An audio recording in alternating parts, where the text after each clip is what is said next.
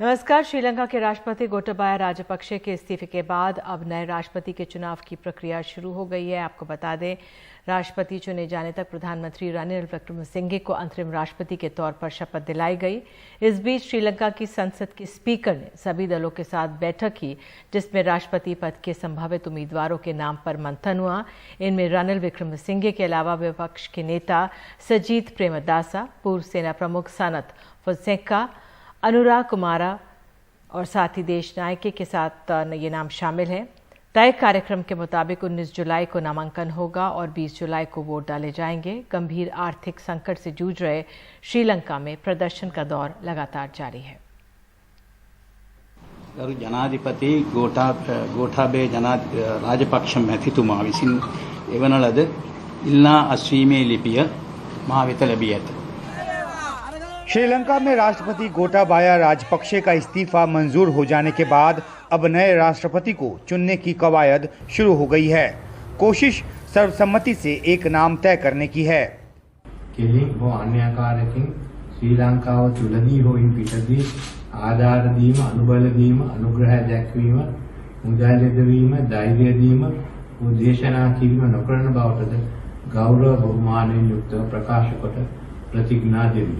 इस बीच रानिल विक्रमसिंघे ने कार्यवाहक राष्ट्रपति के तौर पर शपथ ली है, लेकिन ये श्रीलंका के राजनीतिक संकट का अंतिम समाधान नहीं है। प्रदर्शनकारी गोटाबाया राजपक्षे से जितने नाराज हैं, उतने ही रानिल विक्रमसिंघे से भी। वे विक्रमसिंघे को प्रधानमंत्री के तौर पर भी पसंद नहीं करते थे। राष्ट्रपति के तौर पर तो कतई मंजूर नहीं करेंगे। गो गोटा गामा के बाद गो रानिल गामा के भी नारे ने जोर पकड़ लिया है। इसका सोल्यूशन अभी तक नहीं मिला। दो कंटेस्टेंट अभी तो तैयार है इलेक्शन में, वो प्रेसिडेंट के लिए एक रानिल विक्रमसिंघे एक्टिंग प्रेसिडेंट और सजीत प्रेमदास है। फिर भी रानिल विक्रमसिंघे इधर रह गए तो उसका प्रोटेस्टर नहीं खत्म होने वाला है। फिर भी लोकल आदमी के लिए रानिल विक्रमसिंघे इतना भरोसा नहीं है। विक्रमसिंघे के प्रधानमंत्री से कार्यवाहक राष्ट्रपति बन जाने के बाद अब नए प्रधानमंत्री को चुनने की भी जरूरत है। शनिवार को संसद की बैठक बुलाई गई है, जिसमें सभी दलों को आने की अपील की गई है। कल यानी 16 जुलाई को संसद का सत्र बुलाया गया है। इसमें नया राष्ट्रपति चुनने के लिए प्रक्रिया पर चर्चा होगी। श्रीलंका की राजनीति में अगला एक हफ्ता काफी अहम है। 20 जुलाई को नए राष्ट्रपति को चुना जाना है। ये 2024 तक का बाकी का कार्यकाल पूरा करेंगे। विपक्ष की तरफ से साजिद प्रेमदासा के साथ अनुराग कुमारा दिसानायका के नाम की भी चर्चा है, जिन्होंने प्रदर्शन से युवाओं को जोड़ने में बड़ी भूमिका निभाई। राष्ट्रपति आवास में चल रही जांच और मुआयने का मकसद ये है कि क्या नुकसान हुआ है उसका पता लगाया जाए, उसको ठीक किया जाए, दुरुस्त किया जाए, क्योंकि अगले कुछ दिनों में जो भी श्रीलंका का राष्ट्रपति बनेगा वो इसी आवास में आकर रहेगा और ऐसे में चीज़ें उनको दुरुस्त मिले और साथ ही साथ अगर सुरक्षा की और पुख्ता व्यवस्था की ज़रूरत है ताकि आगे कोई प्रदर्शनकारी इस तरह से महल में न घुस सके, आवास में न घुस सके, इसको भी सुनिश्चित किया जाए। तो इन मकसद के साथ यहाँ पर ये जाँच चल रही है और मुआयना किया जा रहा है। कोलंबो से उमाशंकर सिंह, NDTV इंडिया। उधर ब्रिटेन के लोग गर्म मौसम से परेशान हैं। इस बार वहां रिकॉर्ड तोड़ गर्मी पड़ रही है। गर्मी को लेकर पूरे इंग्लैंड में अलर्ट जारी किया गया है। लंदन में तापमान 40 डिग्री को पार कर गया है। सोमवार और मंगलवार को भी तेज गर्मी का फोरकास्ट है। नेशनल इमरजेंसी अलर्ट लेवल यहां पर जारी हो चुका है।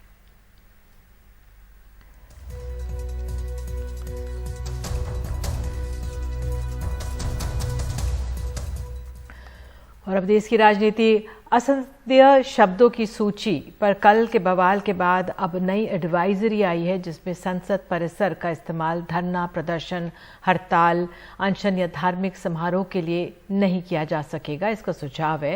विपक्ष इसे लोकतंत्र के खिलाफ बता रहा है, जबकि लोकसभा अध्यक्ष का कहना है कि ऐसे निर्देश 2009 से जारी होते रहे हैं। सोमवार से शुरू हो रहे मॉनसून सत्र से ठीक पहले जो संसदीय बुलेटिन आया है, उसके मुताबिक सांसद संसद परिसर में ऐसे धरने, प्रदर्शन या हड़ताल नहीं कर सकेंगे। कांग्रेस और आरजेडी इसे संसदीय लोकतंत्र को कमजोर करने और राजनीतिक प्रतिरोध को दबाने की कोशिश मानते हैं। कांग्रेस नेता जयराम रमेश ने ट्वीट कर कटाक्ष किया, धरना मना है।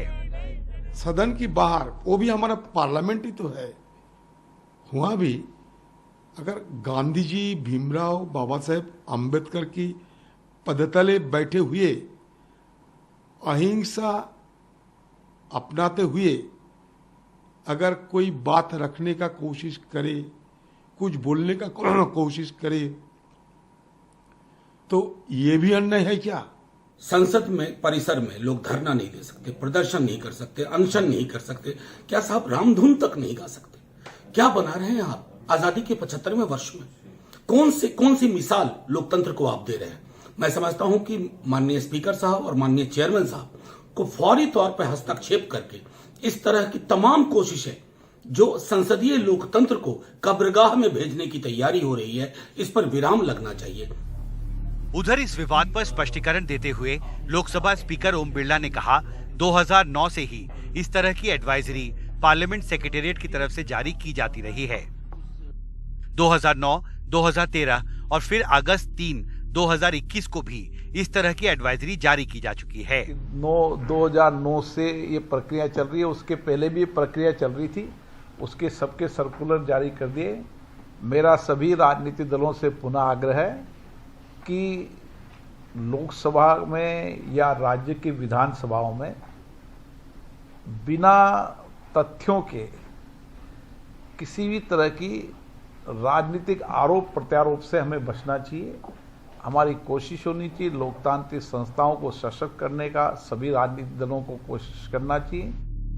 लोकसभा सूत्रों ने स्पष्ट किया है कि इन एडवाइजरीज के बावजूद कभी भी सांसदों को संसद परिसर में विरोध प्रदर्शन करने से नहीं रोका गया है। संसद परिसर में सांसद धरना प्रदर्शन नहीं कर सकते। इसको लेकर संसद की 14 जुलाई की बुलेटिन में जो एडवाइजरी जारी की गई है, इसे कई विपक्षी दल एक राजनीतिक मुद्दा बना रहे हैं, जबकि लोकसभा स्पीकर ने स्पष्ट कर दिया है कि 2009 के बाद से ही इस तरह की एडवाइजरी लगातार लोकसभा सेक्रेटेरिएट की तरफ से जारी की जाती रही है। ऐसे में ये सवाल उठता है कि 2009 के बाद भी इस एडवाइजरी के बावजूद अगर सांसद संसद परिसर में धरना प्रदर्शन करते रहे हैं, तो इस तरह की एडवाइजरी जारी करने का क्या औचित्य है? संसद भवन से जेवियर के साथ हिमांशु शेखर, एनडीटीवी इंडिया। और अब खबर है कर्नाटक से। अंडे और मीट को स्कूल के मिड डे मील से बाहर रखना चाहिए, ऐसा मानना है कर्नाटक सरकार की तरफ से गठित एक पैनल का। विवाद उठ खड़ा हुआ है तो सरकार का कहना है कि बेवजह मामले को तूल दिया जा रहा है। नई शिक्षा नीति को अमली जामा पहनाने के लिए बने कर्नाटक के एनईपी पैनल का एक और सुझाव विवादों में आ गया है। पैनल का कहना है कि स्कूली बच्चों को मिड डे मील में अंडा और मांस न दिया जाए, क्योंकि अंडे और मांस के इस्तेमाल से शरीर बीमार होता है। 80% पॉपुलेशन इस मुल्क की नॉन वेजिटेरियन है, ये हकीकत है। अगर संघ परिवार चाहता है कि सब लोग वेजिटेरियन बन जाए तो ये हो नहीं सकता। अगर वो करना चाहेंगे तो भी नहीं हो सकता। ज्यादा से ज्यादा आप क्या कर सकते हैं, बच्चों को, गरीब बच्चों को अंडा नहीं दे सकते। अगर वो अंडा नहीं मिलता तो उनकी न्यूट्रिशन नहीं होती, उनकी ग्रोथ नहीं होती, बच्चों में सेहत नहीं बनेगी, तो देश का सेहत कैसे बनेगा? मैं उनसे ये पूछना चाहता हूँ। अगर अंडा और दूसरे डेयरी प्रोडक्ट्स बच्चों को नहीं दिए जाएंगे तो उन्हें प्रोटीन कैसे मिलेगा? सरकार का कहना है कि ये बस सिफारिश है, इसे लागू नहीं किया गया है। पैनल बनता ही क्यों है? अनुशंसा करने के लिए। पैनल ने अनुशंसा की है, उस पर विचार विमर्श होगा। सरकार जनता की भलाई के लिए है, जो जनता के लिए अच्छा होगा उस पर सरकार फैसला लेगी। अभी हंगामा क्यों? विवाद भाषा नीति को लेकर भी खड़ा हो गया है। एनईपी पैनल ने 5वीं क्लास तक कन्नड़ भाषा में ही बच्चों को पढ़ाने की सिफारिश की, अंग्रेजी या दूसरी भाषा में नहीं। स्कूल प्रबंधन इससे नाराज है। It is unfortunate that the committee which has recommended about language, they are coming once again recommendation with 1 to 5th or till। Panel का ये फैसला सुप्रीम कोर्ट के आदेश का सीधा उल्लंघन है, जिसने भाषा की छूट दी है।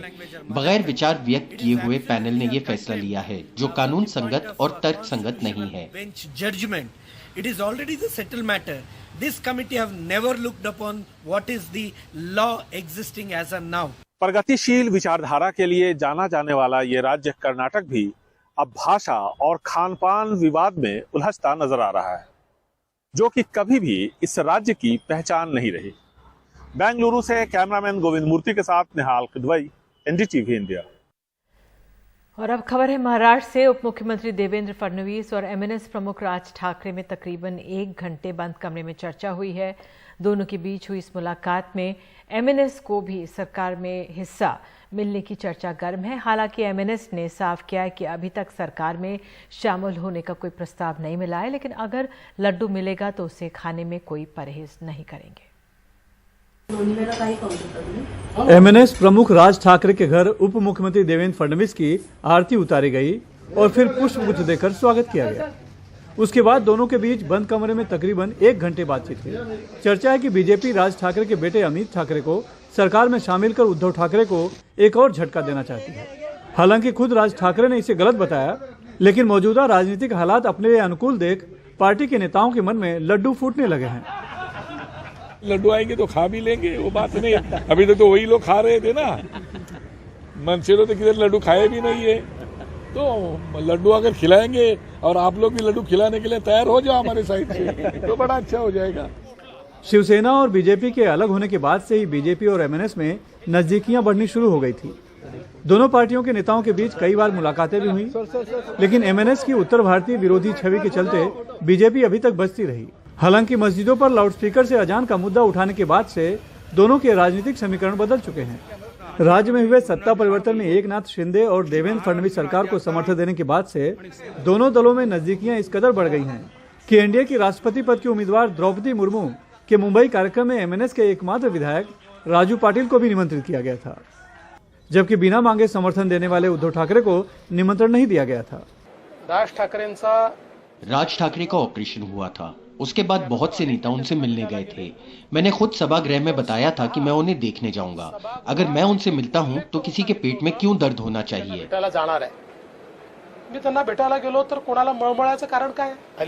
आजकल मीडिया के पास खबरें कम हैं, इसीलिए डेस्क पर बैठकर खबरें बनाने का धंधा शुरू हुआ है। उसी का नतीजा अमित ठाकरे को मंत्री पद वाली खबर है। ये मुलाकात जिस तरह से बताई जा रही है कि सिर्फ एक सदिक्षा भेंट है, क्योंकि राज ठाकरे का ऑपरेशन हुआ था और उन्होंने एक मार्मिक पत्र लिखा था उसको लेकर, लेकिन ये मुलाकात सिर्फ एक सदिक्षा भेंट नहीं बल्कि एक राजनीतिक मुलाकात है, जिसका कि का मर्म जो है वो बहुत आगे तक, भविष्य तक जुड़ा हुआ है। और जो भी आज चर्चा हुई होगी, जो भी आज बात हुई है, उसका असर जो है आगे वाले राजनीति पर जरूर दिखाई पड़ेगा। मुंबई से cameraman Ashok Manika, Sunil Singh, NDTV India के लिए।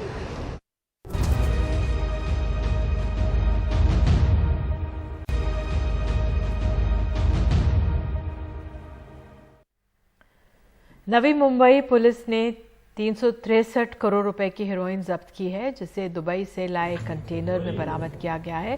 पंजाब पुलिस की सूचना पर नवी मुंबई की पुलिस क्राइम ब्रांच ने कार्रवाई की है। ये कंटेनर 27 दिसंबर 2021 को दुबई की जीएनपीटी पोर्ट पर उतरने के बाद गोदाम में रखा गया है। कंटेनर को आजीवली गांव के कंटेनर यार्ड में रखा गया है। 73 किलो ड्रग्स की कीमत करीब 363 करोड़ बताई जा रही है। और अब जुहू से खबर है। लगातार हो रही बारिश ने मुंबई करों के जनजीवन को अस्त व्यस्त कर दिया है। कई निचले इलाके जलमग्न हैं, वहीं ट्रैफिक व्यवस्था भी पूरी तरह से चरमरा गई है। आज समंदर में हाई टाइड करीब 5 मीटर की थी। जुहू बीच पर खाने के स्टॉल्स तक समंदर का पानी पहुंच गया था। मरीन ड्राइव समेत मुंबई के सभी बीचेस पर ऊंची लहरें आज देखने को मिली हैं।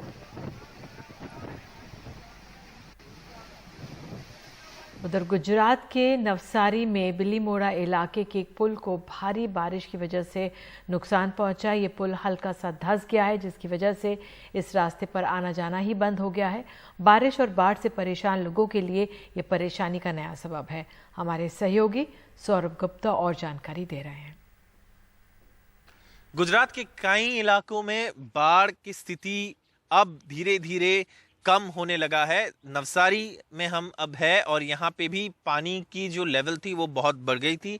जैसे कि आप देख सकते हैं आपके सामने जो ब्रिज है ये कावेरी नदी के ऊपर ब्रिज है और पानी इतना जोर से यहाँ से फ्लो हो रहा था, इसके कारण ये आप देख सकते हैं ब्रिज पूरी तरीके से दब गया है। अब इस ब्रिज पर ट्रैफिक बंद कर दिया गया है क्योंकि ब्रिज डैमेज हो गया है पानी की वजह से। और अभी यहाँ पे हम जो लोकल्स हैं उनसे थोड़े बात करेंगे, पूछेंगे कि यहाँ पे स्थिति क्या थी, क्या यहाँ पे सारे गांव के हालत ठीक थे या यहाँ पे गांव भी डूबे थे, और ये ब्रिज का क्या हुआ? अभी पूरे गांव में पानी था, लोग फंसे हुए थे। बीच पर तो कोई देखने नहीं आया, पर रात से जो नौकरी से आते हैं ने उसने देखा 12 बजे के आसपास कि वो बीच थोड़ा दब चुका है, इसलिए उसने गांव में मैसेज करके कह दिया कि बीच दब चुका है। इसलिए लोग सब चौकन्ने हो गए और इधर से पास नहीं हुए। अच्छा, अब तो ये पुलिस बंद किया होगा ब्रिज? हाँ, पुलिस ने बंद किया है। तो यहाँ पे गांव कौन से है, कौन से गांव में पानी बाढ़ आया था? ये उंडाच लुआर फरिया, उंडाच वानिया फरिया, जेसिया। अभी पानी उतर गया है? हाँ, अभी पानी उतर गया है। कब कितना देर तक पानी था? ये 16-17 घंटा से ज्यादा पानी था। पूरा गांव में पानी था। कितना लेवल तक पानी था, कहाँ तक पानी था मतलब गांव में? गांव में तो पूरा घर डूब गया, किसी का तो गांव के 75% घर लुआर फरिया में तो पानी हो गया, 25% घर बचे हुए थे। ठीक है, हाँ। सो दैट ऑफ कोर्स, जैसे कि आप सुन रहे हैं गांव वाले से जो यहाँ पे रहते हैं, उनका कहना है कि बहुत सारे गांव में जो है पानी कई हद घरों को पूरी तरीके से सबमर्ज कर दिया था। यहाँ पे अभी भी पानी का जो फ्लो है आप देख सकते हैं काफ़ी ज़्यादा है इस नदी पर, और यहाँ पे अभी भी जो ज़्यादा जो पानी है वो इस नदी से अभी निकल रहा है और बाढ़ की स्थिति में कमी आई है, लेकिन अभी भी जो डैमेज है वो लोगों को दिखाई दे रहा है क्योंकि अभी पानी कम होने लगा है। और यही स्थिति अगर बारिश बंद हुआ तो ऐसी रहेगी, नहीं तो अगर बारिश फिर से यहाँ पे शुरू होता है तो फिर और बाढ़ आने की संभावना भी है। इसलिए यहाँ पे कई सारे डिस्ट्रिक्ट्स को अलर्ट पे भी रखा गया है। कैमरा पर्सन प्रवीण जी रोहित के साथ नवसारी गुजरात से सौरभ गुप्ता, NDTV इंडिया।